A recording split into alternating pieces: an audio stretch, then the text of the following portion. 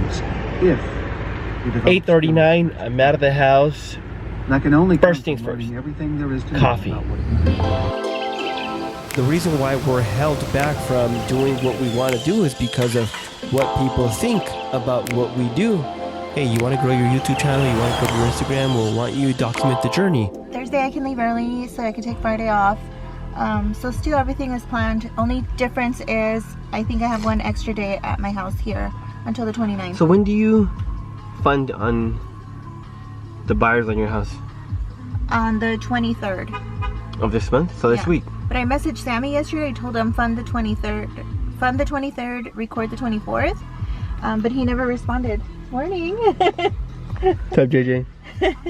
So at some point at the end of the day, I'll get the keys like 5 o'clock probably. And where are you gonna be at? My in-laws. Oh, so this Friday's your last day?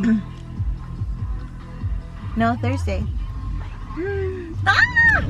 It's 10:53. I left the office. I'm on my way to meet one of my favorite agents, actually a friend out in Santa Clarita. I'm out on the road, but before I left, I was meeting with this couple who they are first-time buyers, and their offer had just been accepted like this morning, actually late last night, and I'd received the notification that their offer was accepted this morning. Received the wire instructions along with other emails confirming that the offer was accepted. So good times, very exciting times for these borrowers. Very excited for them and very happy for them. As we were going over what the process is going to look like over the next 15 days, they had mentioned that they had already gone through this process a while back. They were pre-approved.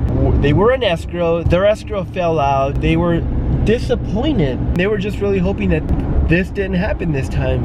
I'd mentioned, look, as long as you don't misrepresent your application, as long as you don't alter any documentation, like you guys were all set, you guys were 100% good. I'm excited for them. And we're gonna be able to make this happen for them in a matter of 2 weeks.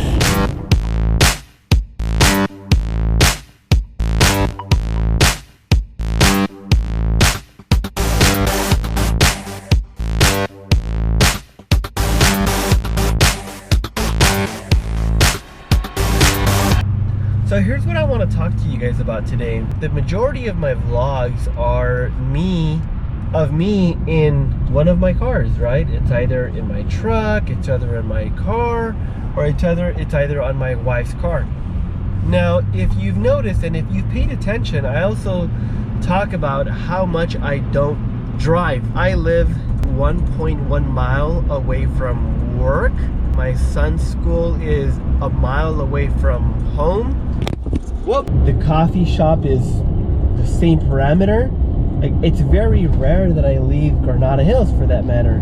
You always see me, for the most part, talking to a camera while I'm driving.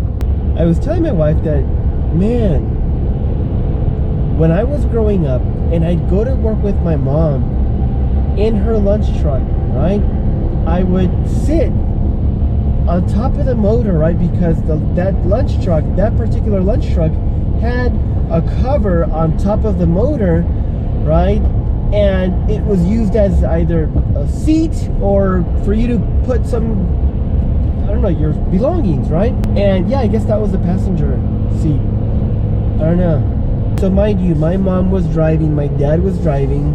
Whoever was driving was looking towards the road, right? Passenger sitting here, per se, right? There'd be a big box there, which you don't see it there, but that's the way the lunch truck would be.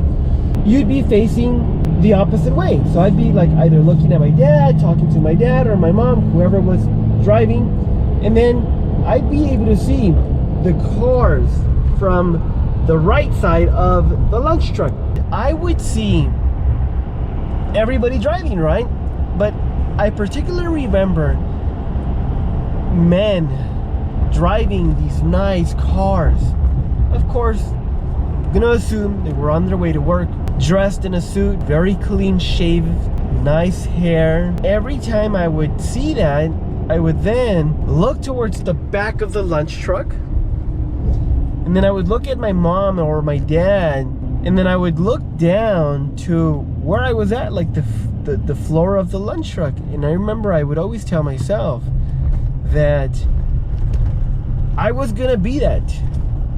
I was gonna be that man driving that nice car to work, dressed nicely, nice clean cut, nice shaven,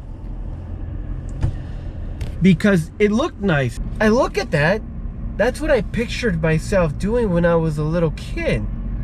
And now after like watching all these vlogs of myself talk in one of my cars, clean cut, nice shaven, dressed nice, I'm like, dude, that's me. It goes back to saying that how powerful, how cheesy thoughts are, and how one truly manifests their future, and how our subconscious mind just dictates our future. I will be the first to tell you, as freaking cheesy as it sounds, it's true. You know, you've heard me say before, be, do, have. You've heard me talk about the subconscious mind. You've heard me talk about, like, all that shit's real. Like, no, like that's real. What we see, what we think of ourselves, or how we see ourselves, or what we want for ourselves, is very true. I wanted to share this with you because I've been meaning to, number one, and number two, been stuck to the seat for the past couple of hours and wanted to talk to the camera because I truly enjoy speaking to the camera. I like vlogging, actually. I really enjoy it. It's unbelievable. Like, that's the image I had of myself as I was growing up. Just thought I'd share that with you guys.